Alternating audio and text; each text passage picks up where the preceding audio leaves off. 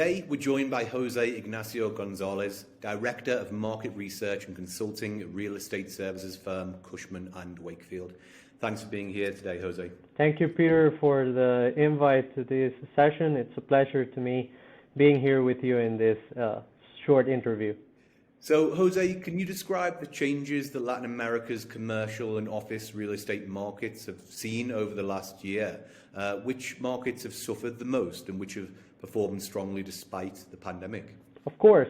During these more or less 18 months of worldwide pandemic, we have experienced the biggest social experiment change in the history, in the modern history of the office and commercial real estate markets. Specifically in Latin America, we have had a strong impact regarding key commercial real estate statistics such as vacancy rates and absorption figures, in which for 12 to 18 months we have seen a series of trends accelerating in the region. Okay.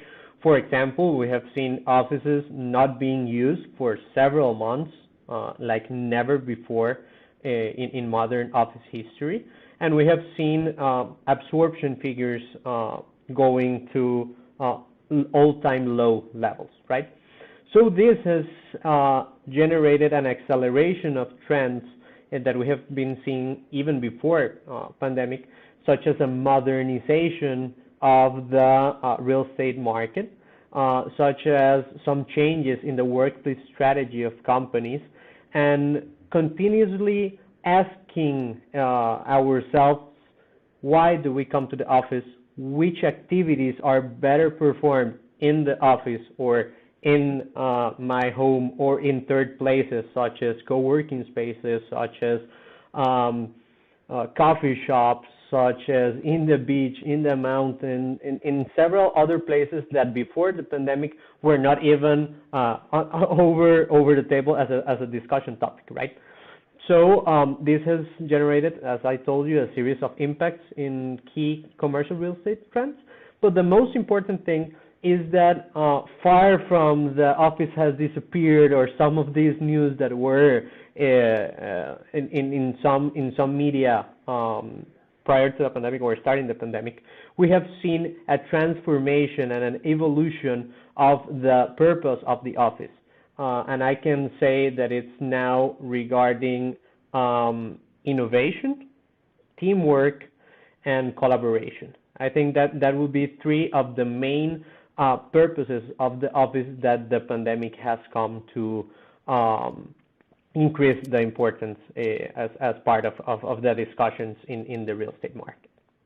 And José, you touched upon the high vacancy rates that have been seen in various regions. Are you able to expand a little bit upon some of the markets that have been mainly affected by these high vacancy rates and how those commercial landlords located there are kind of adapting their contracts to attract occupants? Of course. For example, I can give you the example of Costa Rica. Prior to the pandemic, the vacancy rate reported was around 12%. And lately, the latest vacancy rate levels that I can tell you, it's third quarter 2021, they are around 18%. So this means an increase in over 50% of the vacancy levels that were reported pre-pandemic. So it's a really strong impact regarding these key commercial real estate statistics. This has led to the landlords to a series of changes in their mindset and their negotiation strategies with their tenants or their buyers.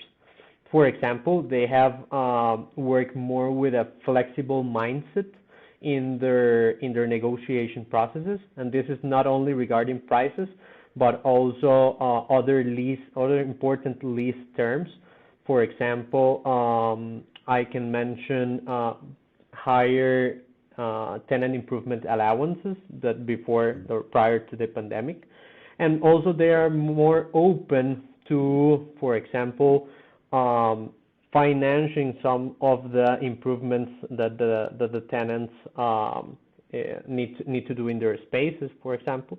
And they have also implemented some series of strategies regarding, for example, leisure amenities in their buildings, wellness amenities, regarding commercial mixes or commercial tenant mixes as part of the amenities that the buildings offer to their tenants or to their users.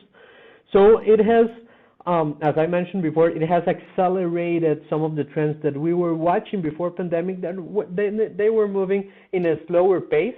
The pandemic has accelerated them and has bring them to today, right? Things that we were forecasting that were going to happen in 12, 24, 36 months, they are really happening today, as some of these, as I mentioned. Okay. And in the first answer, you touched upon the fact that the pandemic has kind of generated these questions of which kind of work we do in the office, why do we even go to the office, what is the role of the office in the future workplace. Can I ask, are you seeing any new trends in the way companies adapt and remodel their office spaces for the hybrid era? Do you see any further changes ahead in how companies will use these premises? Of course. Prior to the pandemic, we were studying these as theoretical or conceptual trends that were going to happen in the future, right? Today, we are seeing these trends becoming a reality, okay? For example, some of our clients are having, as we speak, some series of workshops with their employees and with our teams also to question the workplace strategy that they implement in their offices. Some of the trends that have, or some of the insights or findings that have come from these series of workshops and all that. For example, more spaces required per employee in the office, not just because of social distancing, but because the physical needs of the employees while being in the office have changed. For example, we have seen more collaboration areas. We have seen that companies are implementing tech rooms, innovation rooms, quiet rooms, in some kind of spaces, for example, to rest in the afternoon or something like that. Some game rooms or playing rooms so that the employees can go, 10, 15, 20 minutes in their work schedule, for example. So it has been, as I mentioned, an acceleration of trends that we were seeing before, prior to the pandemic, and some new trends that have appeared. Okay, this has led to a reconfiguration of the workplace strategy of the companies. So maybe answering to the question of why my employees are coming to the office and how do I offer them a physical space that really let them be more productive, more efficient, and they want to come to the office, right?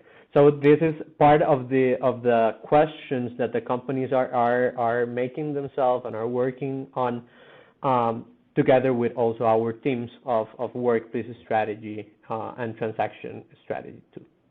And lastly, Jose, can you give your opinion on the outlook for the Latin American office real estate market going into next year? Do you think it will continue to be a renters and buyers market? Will there be changes of the per square meter price? What are your thoughts on that? Yeah, of course. What we're forecasting for the next month is that the tenants market or the buyers market or the renters market, as you want to call it, is going to continue for at least 12 to 18 months in most of the markets. This mainly because, as we talked before, many of the vacancy rates of the Latin American countries have increased strongly during the pandemic months. So this leads to a recovery process that's not a quick process, right? It can last maybe 12 to 18 months, at least in most of the Latin American markets. These will have a direct impact in the negotiation processes and the commercial terms that the landlords offer to the public. And also more this conversation or this discussion goes way beyond just the asking prices of the properties. This conversation or this discussion goes to the commercial terms or the negotiation terms that the landlords offer their tenants, okay, in a more flexible mindset than the one they were or they used to work prior to the pandemic. Definitely, in most of the Latin American countries, FDI-related companies or foreign direct investment-related companies will continue to lead the demand for office spaces. And in some of the markets, also mainly the ones with strong local companies, they will have a recovery process for the next months.